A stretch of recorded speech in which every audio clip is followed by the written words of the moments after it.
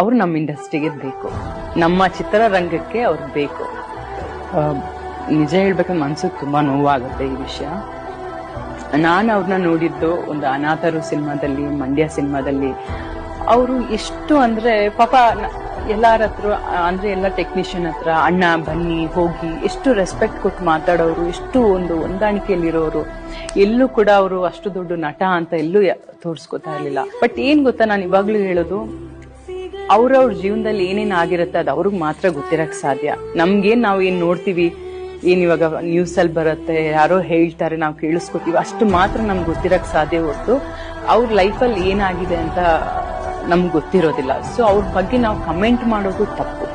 but ಒಂದೇ ಒಂದು ಮಾತು ನಂದು ಏನಂದ್ರೆ, ಆನೆಸ್ಟ್ ಆಗಿ ನಾನು ಹೇಳೋದು, ನಾನು ದರ್ಶನ್ ಅವ್ರಿಗೂ ಅದೇ ಹೇಳೋದು, ಲೈಫಲ್ಲಿ ಅವ್ರಿಗೆ ಇವಾಗ ಏನ್ ತೊಂದರೆಗಳು ಬರ್ತಾ ಇದೆ ಆದಷ್ಟು ಬೇಗ ಅದೆಲ್ಲ ಕ್ಲಿಯರ್ ಆಗಿ ಸಾಲ್ವ್ ಮಾಡ್ಕೊಂಡು